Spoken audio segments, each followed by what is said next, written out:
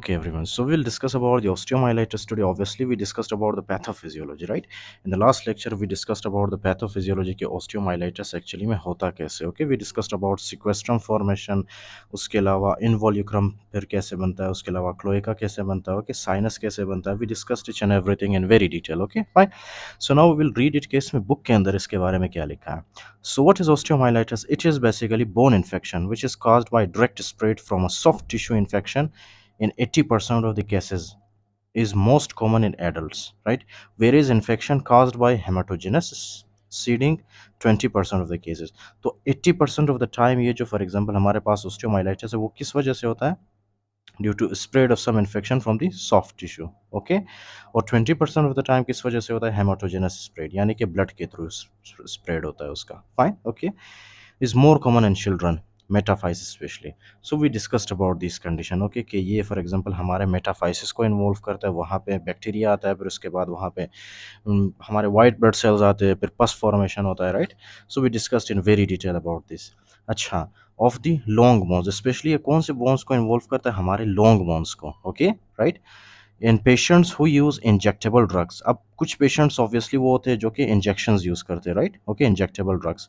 सो उनके अंदर जो most common for example osteomyelitis होता है वो कहाँ पे होता है? वर्टिब्रल बॉडीज में होता है, fine, okay, including the adults. Adults में भी जो फॉर एग्जांपल मोस्टली ओस्टियोमाइलाइटिस होता है वो वर्टिब्रल बॉडीज में होता है, ओके. अच्छा, तो ये आ गया आपके पास. उसके बाद एक common pathogens are outline in table. So we will discuss about this common pathogens के कौन कौन से, okay.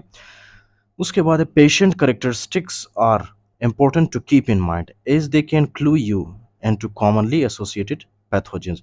So now this is very important, okay, these line how this is important. For example, when we will discuss about the table, okay, table of the diseases, table of the for example common pathogens which are involved in the osteomyelitis, then you will understand कि exactly में ये इतना important क्यों है. Listen very carefully. For example यहाँ पे मैं आपके लिए draw करता हूँ, okay, यहाँ पे listen very carefully. Yes, here, okay, listen very carefully. Yeah, for example there is a person, okay, there is a person. ये है आपके पास एक पर्सन, राइट. ये सबसे मोस्ट कॉमन डायग्राम यही है जो मुझे आता है ड्रॉ करना, ओके. सो यही ड्रॉ करता हूँ आपके लिए. This is the diagram for example, right. अच्छा, अभी ये जो डायग्राम है इसमें स्पेशल क्या है कि फॉर एग्जांपल जो ओस्टियोमाइलाइटिस वाले पेशेंट्स होते हैं, राइट, ओके, ओस्टियोमाइलाइटिस वाले पेशेंट्स, कुछ पेशेंट्स होते हैं जो कि आईवी ड्रग अब्यूज़र्स होते हैं, right, sorry IV drug users, right. IV drug के थ्रू जो फॉर एग्जांपल ऑस्टियोमाइलाइटिस होता है आईवी ड्रग यूज़ करने की वजह से सबसे मोस्ट कॉमन पैथोजन कौन सा होता है उसमें जो कि आईवी ड्रग के थ्रू वो फैल जाता है हमारे बॉडी में, राइट, ओके. फॉर एग्जांपल ये आपको क्या दिख रहा है? This is actually an injection, right. अब इंजेक्शन लगाने के बाद, ओके, इंजेक्शन कौन सा फॉर एग्जांपल ऑर्गेनिज्म को हमारे बॉडी के अंदर पेनिट्रेट कर सकता है? That is the first one is the Staphylococcus aureus, okay, right.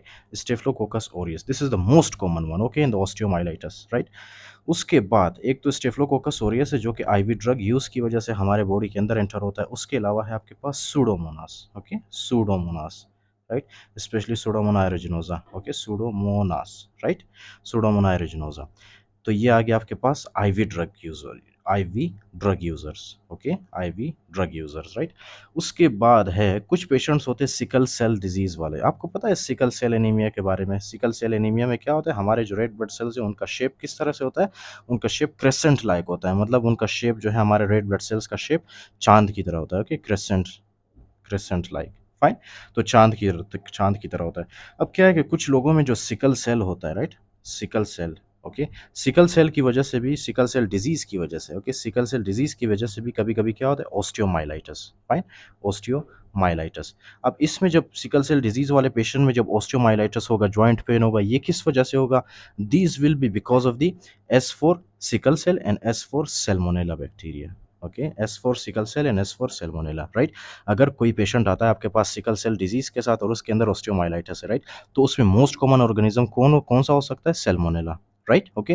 You have to remember this because when you will give the treatment of the patient, okay, आपने सोचना नहीं है. तो आपके पास पेशेंट आता है सिकल सेल डिजीज के साथ ऑस्टियोमाइलाइटिस उसको, so you have to give antibiotic according to the salmonella, right, okay. You don't have to think twice, okay. इसीलिए ये ऑर्गेनिजम्स यहाँ पे इतना ज़्यादा इंपॉर्टेंट है इनको समझना और इनको याद रखना। ओके, तो सिकल सेल डिजीज़ वाले पेशेंट्स में जब ऑस्टियोमाइलाइटिस होता है, इसमें कौन सा ऑर्गेनिज्म इन्वॉल्व होता है? Salmonella. S for sickle cell, S for Salmonella, right. इसी तरह आईवी ड्रग अब्यूजर्स में कौन सा होता है? आईवी ड्रग यूजर्स में जो है, तो सबसे पहले है स्टेफिलोकोकस ऑरियस, उसके बाद है सूडोमोनास। ओके, जो आईवी ड्रग यूज करते हैं। फाइन। अच्छा, ये आ गया आपके पास दो, एक आईवी ड्रग यूजर्स, ओके, उसके बाद है सिकल सेल डिजीज वाला। अंडरस्टूड। ओके, उसके बाद आपको पता है कुछ लोग होते हैं जो कि हिप रिप्लेसमेंट करते हैं, राइट। किसी भी वजह से, फॉर एग्जांपल उनका हिप खराब हो गया, राइट, या तो फिर there might be some kind of pathology, जिन्होंने क्या किया, हिप रिप्लेसमेंट किया। अब हिप नॉर्मली तो इस तरह तो नहीं दिखता, लेकिन it is just for the sake of viz, समझ लेके this is actually hip, right. तो जब हम हिप रिप्लेसमेंट करते हैं, हिप रिप्लेसमेंट के बाद भी फॉर एग्जांपल कभी कभी क्या होता है कि हमारे बॉडी के अंदर कुछ ऑर्गेनिजम्स एंटर करते हैं, राइट। ओके, अब वो ऑर्गेनिज्म जब इंटर करेंगे, सो ऑब्वियसली वो अपना रास्ता बनाएंगे हमारे बोन्स में। Okay, they may be vertebral body, they may be for example humerus knee joint, okay, tibia specially. Fine. तो टिबिया के अंदर जाके जाहिर सी बात है वहाँ पे जाके ऑस्टियोमाइलिटिस काज करेंगे, राइट। ओके, सो हिप में जो हिप रिप्लेसमेंट जो मोस्ट कॉमन ऑर्गेनिज्म होता है, इसमें कौन सा होता है? Most common organism in the hip, okay, there may be staphylococcus epidermidis, okay, there may be staphylococcus epidermidis, right, epidermidis, right. So staphylococcus epidermidis, don't worry about the spelling because these spellings are obviously written in your book, I will show you them, okay, don't worry. तो ये है आपके पास hip replacement वाले। आपको पता है ये जो हमारे पास ये वाला एरिया, यहाँ पे हमारे पास एक और भी चीज़ होता है, right. Okay, in the male and female specially, that they are the genitals. Okay, अगर फॉर एग्जांपल आपके पास एक पेशेंट आया which is sexually active, right, sexually active, जैसे कि आप सेक्सुअली एक्टिव हो, मैं एक sexually active person, right. Sexually active person आया और वो आपको बता रहा है कि I have actually joint pain, right. Joint pain के साथ वो आपको कुछ अदर क्लिनिकल फीचर्स बताएगा, जो कि किसकी तरफ इशारा करेगा? वो इशारा करेगा ऑस्टियोमाइलाइटिस की तरफ, राइट, ऑस्टियोमाइलाइटिस की तरफ। आपने for example as a doctor आपने सस्पेक्ट किया कि this person is sexually active also and he also has joint pain and these may be osteomyelitis. अब इसमें सेक्सुअली एक्टिव पर्सन में सबसे मोस्ट कॉमन ऑर्गेनिज्म ऑस्टियोमाइलाइटिस, मतलब सबसे मोस्ट कॉमन ऑर्गेनिज्म कौन सा होता है जो कि ऑस्टियोमाइलाइटिस कॉज करता है सेक्सुअली एक्टिव पर्सन में? अब जेनिटल इन्फेक्शंस के लिए आपको तो पता होगा ना, there is one very very common bacteria, that is Neisseria gonorrhoeae, Neisseria gonorrhoeae. Okay, तो ये आपने याद रखना है। Understood, Neisseria gonorrhoeae. फाइन। इसी तरह यूटीआई अगर आपने पढ़ा होगा, ट्रस्ट में दे आर वेरी इजी, अगर आपने ये डिजीज़ पढ़े, राइट, जेनिटल इन्फेक्शंस के डिजीज़ में कौन सा for example bacteria most commonly आता है, that is Neisseria gonorrhoea, right. इसी तरह फॉर एग्जांपल हमारे जो यूरिनरी ट्रैक्ट इन्फेक्शन में सबसे मोस्ट कॉमन ऑर्गेनिज्म कौन सा होता है? E coli, right.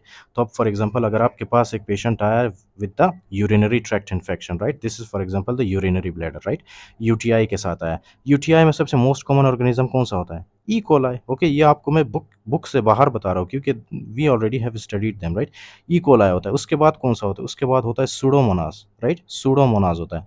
अगर आपने यूनिवर्सिटी में obviously if you have given viva, so वहाँ पे आपने पढ़ा होगा, राइट, कि यूटीआई में सबसे मोस्ट कॉमन ऑर्गेनिज्म कौन सा? ई कोलाई, उसके बाद है सूडोमोनास, उसके बाद कौन सा है? क्लैप्सिला। Okay, Klebsiella. लेकिन अगर आपने ये याद नहीं रखना है, so it's okay, the rest of them you have to remember. Okay, अच्छा, तो ये आ गया आपके पास। उसके बाद क्या है? अगर आपके पास एक पेशेंट आता है डायबिटीज़ मेलाइटस वाला और आपने सस्पेक्ट किया कि उस पेशेंट को क्या है? ऑस्टियोमाइलाइटिस। Fine, osteomyelitis. तो इस वक्त आपने क्या करना है? इस दफ़ा आपने जो है ऑब्वियसली कल्चर करना है। ओके, कल्चर करके आप पता लगाएंगे कि डायबिटीज़ मेलाइटस में जो for example organism involve which is responsible for osteomyelitis, उसमें कौन सा ऑर्गेनिज्म है, right. You have to do culture for that because in diabetes mellitus there may be polymicrobial. Okay, मतलब मेनी ऑर्गेनिजम्स इसमें involve हो सकते हैं पोलियोमाइलाइटिस, सॉरी, ऑस्टियोमाइलाइटिस कॉज करने के लिए। अंडरस्टूड। ओके, अच्छा, तो अब क्या है ये हिस्ट्री या फिजिकल एग्जामिनेशन, जब ये पेशेंट्स आपके पास आते हैं कैसे प्रेजेंट करते हैं? Presents with localized bone pain and tenderness along with warmth, right. सबसे पहले इन पेशेंट्स में क्या होगा? They will come with the physical exam with for example complain of the bone pain. Okay, ये आपको बताएंगे कि सबसे पहले मेरे फॉर एग्जांपल एक स्पेसिफिक बोन में पेन हो रहा है, right, including that there will be tenderness. Okay, tenderness का मतलब क्या है? फॉर एग्जांपल आप उसके फॉर एग्जांपल बोन को हाथ नहीं लगा सकते हो क्योंकि there there is very very severe type of pain. Okay, that is actually tenderness along with warmth. अब जहाँ पे फॉर एग्जांपल इन्फ्लामेशन होगा, बोन पेन होगा, राइट, इन्फ्लामेशन की वजह से वो वाला जो एरिया है वहाँ पे ब्लड सप्लाई भी ज़्यादा होगी और वो वाला एरिया वार्म होगा। ओके, उसके अलावा वहाँ पे क्या होगा, स्वेलिंग होगा, एरिथमा का मतलब रेडनेस होगा, okay, limited motion of the adjacent joint, right. Systemic symptoms include fever, chills and purulent drainage may be present, right. अब फीवर और चिल्स किस वजह से होते हैं, this is something very obvious. Inflammation जब होता है, कुछ इंटरल्यूकिन्स रिलीज होते हैं, इंटरल्यूकिन 1, इंटरल्यूकिन 6, कुछ अदर साइटोकाइंस रिलीज होते हैं, वो हमारे हाइपोथैलेमस में जाके हमारे टेम्परेचर सेंटर को क्या करते हैं, स्टिमुलेट करते हैं, ताकि टेम्परेचर को बढ़ा दे, राइट, जिसकी वजह से क्या होगा, पेशेंट को फीवर होगा, राइट। Okay fine. सो जब डायग्नोसिस करते, डायग्नोसिस में वैसे तो हम लोग सीबीसी करते, राइट। सीबीसी में हमें जो है रिपोर्ट मिल जाता है कि वाइट ब्लड सेल काउंट इसमें रेस करता है, क्योंकि इन्फेक्शन है, इन्फ्लेमेशन है, वहाँ पे वाइट ब्लड सेल काउंट तो रेस करेगा ही, ओके। इसी तरह से erythrocyte sedimentation rate and C reactive protein भी रेस करता है। आपको पता है ये रेस क्यों करता है? For example, listen very carefully, okay. ये है मेरे पास एक बोन, राइट। ये बोन का फॉर एग्जांपल है एपिफिजियल प्लेट, और यहाँ पे क्या है, दिस इज द मेटाफाइसिस, जहाँ पे इन्फ्लेमेशन है, राइट। इन्फ्लेमेशन होने की वजह से नॉर्मली आपको पता है क्या होता है, this is very must, okay. You have to remember this, ये हमारे जितने भी डिजीज, जितने भी इन्फ्लेमेशन है, सब में ये हमें काम आएगा, right, even when you are practicing. तो क्या है कि ये जो जहाँ पे इन्फ्लेमेशन होता है, वहाँ पे जो है हमारे व्हाइट ब्लड सेल्स आते हैं, व्हाइट ब्लड सेल्स आएंगे तो वो क्या रिलीज करेंगे, they will release cytokines, okay fine, they will release cytokines. अब साइटोकाइंस क्या है, हमारे पास interleukin 1, interleukin 6, okay, tumour necrotic factor, तो ये सारे जितने भी है, they are all cytokines, right. अब ये साइटोकाइंस आपको पता है क्या करते हैं, they will go in the liver, right, they will go and they will stimulate the liver, fine. जब लीवर को स्टिमुलेट करेंगे ये साइटोकाइंस, तो लीवर क्या रिलीज करेगा, लीवर रिलीज करेगा सी रिएक्टिव प्रोटीन, फाइन। अब ये जो सी रिएक्टिव प्रोटीन है, अगर इसका लेवल आपको रेज मिले ब्लड के अंदर, राइट, तो ये क्या इंडिकेट करता है कि there is an active inflammation in the body, active inflammation in the body, right, okay. तो ये एक सिग्नल होता है, राइट। इस सिग्नल के थ्रू हम अंदाज़ा लगाते हैं कि बॉडी के अंदर फॉर एग्जांपल एक्टिव इन्फ्लेमेशन चल रहा है या नहीं चल रहा, right. So C reactive protein is very very important, right. इसी तरह से हमारे पास एरिथ्रोसाइट सेडिमेंटेशन रेट, ये भी रेस करता है। And most cases blood culture में भी positive, specially if the disease is in acute phase, right, not in chronic phase। chronic phase में हमें नहीं मिलता मोस्टली, राइट। acute phase में ही हमें क्या मिलता है, ब्लड कल्चर हमेशा पॉजिटिव मिलता है, ओके, राइट। अच्छा, तो उसके बाद है हमारे पास number of risk factors if IV drug abuser, sorry, if IV drug user, right, अगर कोई पेशेंट आया आपके पास who is using IV drug, right, so उसमें जो मोस्ट कॉमन ऑर्गेनिज्म हो सकता है, दैट में बी स्टिफ ऑरियस या तो फिर सूडोमोनास, और ये जो सूडोमोनास वाले पेशेंट्स होते हैं, they will present you with bluish greenish discharge, okay, bluish greenish पस, फाइन, ओके।